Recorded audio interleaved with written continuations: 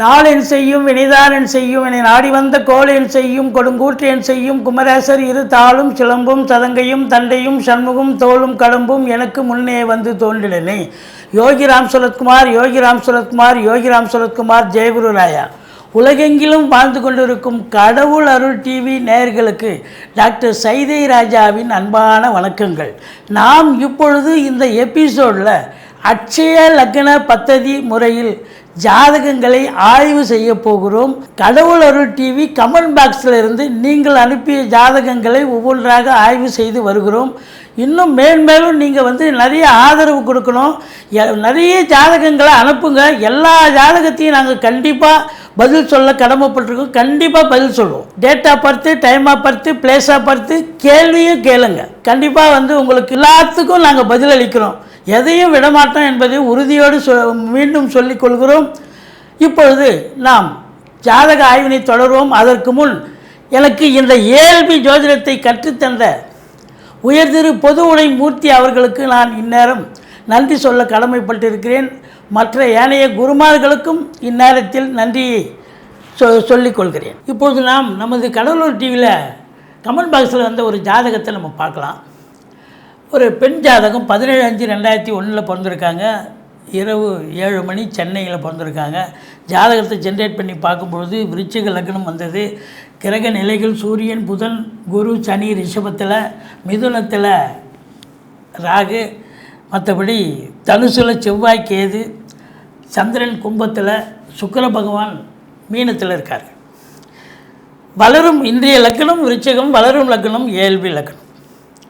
இவங்க வேலை எப்பொழுதுன்னு கேட்குறாங்க.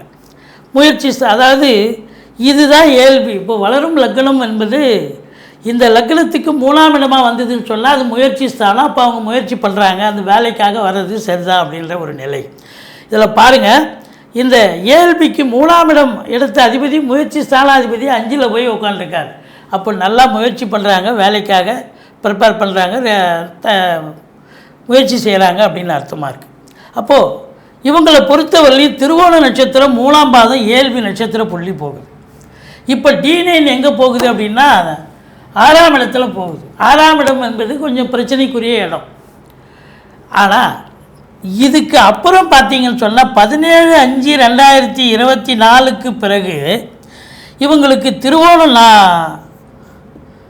4ஆம் பாதம் போகும்.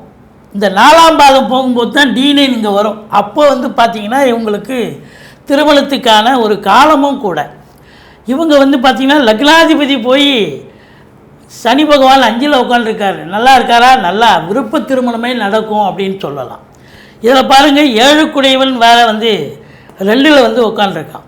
ஸோ மொத்தத்தில் பார்க்கும்பொழுது இவங்களை பொறுத்தவரையிலையும் இந்த D9 இங்கே கடகம் சொல்லும் பொழுது இவங்களுக்கு திருமணமாகும். வேலை விஷயங்கள் அப்படின்னு பார்க்கும்பொழுது 10ஆம் இடத்தை பார்க்கணுங்க. 10ஆம் இடம் அப்படின்னும் பொழுது உங்களுக்கு இங்கே என்னென்ன செல்லும் அப்படின்னா செவ்வாய், ராகு, குரு 3 நட்சத்திர புள்ளிகள் போகும். இப்போது இவங்களுக்கு என்ன போயிட்டுருக்கு அப்படின்னா இங்கே திருவோணம் 3லும் பொழுது இது எத்தனாவது நட்சத்திர புள்ளி அப்படின்னு பார்த்தீங்கன்னா சூரியன் 3 போய் அப்புறம் திருவோணம் 3 6வது நட்சத்திர புள்ளி. இங்கே அப்படின்னாக்கா செவ்வாய் 2 புள்ளி போகும், ராகு 4 புள்ளி போகும், 6. இப்போ ராகுல ராகு 6ல் போய் உட்காந்துருக்கார். பட் அது கிடைக்குமா அப்படின்னு பார்த்தீங்கன்னா அதுக்கு வாய்ப்புகள் கொஞ்சம் கம்மி தான். அப்போது இங்கே உங்களுக்கு விசாகம் போகும் பாருங்கள். விசாக குருவனுடைய நட்சத்திரம் செல்லும் பொழுது இந்த குரு அந்த லக்னத்துக்கு 5ல் இருக்கிறார். அப்போது இவங்களுக்கு வேலை வாய்ப்பு கண்டிப்பாக கிடைக்கும். அப்போ திருவோணம் 3 முடிஞ்சு 3 இந்த 16/5/2024 முடியுது. திருவோணம் 4 17/5/2024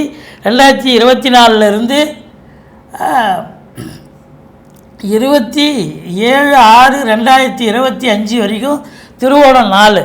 திருவோணத்துக்கு இப்போது இதுதான் திருமணத்துக்கான ஒரு நிலை.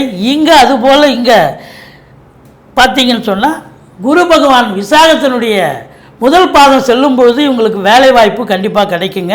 அந்த காலகட்டங்கள் அப்படின்னும் பொழுது உங்களுக்கு இன்னும் 2 ஆண்டுகள் ஆகக்கூடிய ஒரு நிலை இருக்கிறது. இப்போது இது வரைக்கும் நம்ம ஜாதகங்களை ஆய்வு செஞ்சதை நீங்கள் பார்த்தீங்க, உங்களுக்கு பிடிச்சிருக்குன்னு நம்புகிறோம். உங்களுடைய பேராதரவு எங்களுக்கு ரொம்ப ரொம்ப தேவைப்படுதுங்க. நீங்கள் பார்க்குற அத்தனை பேரும் நீங்கள் கமெண்ட் பாக்ஸில் உங்கள் ஜாதகமாக இருக்கலாம், இல்லை உங்கள் தெரிஞ்சவங்களாக இருக்கலாம், உங்கள் சொந்தக்காரங்களாக இருக்கலாம், இல்லை உங்கள் ஆஃபீஸ் கொல்லிக்கு அக்கம் பக்கம் இருக்கிறவங்க யார் ஜாதகமாக இருந்தாலும் சரி, நீங்கள் கமெண்ட் பாக்ஸில் போட்டிங்கன்னா கண்டிப்பாக ரெஸ்பான்ஸ் பண்ணுவோம். எடுத்து நிச்சயமாக அதை என்ன பண்ணணும் அப்படின்னா, date of birth, time of birth, place of birth, கேள்வியை கண்டிப்பாக கேட்கணுங்க.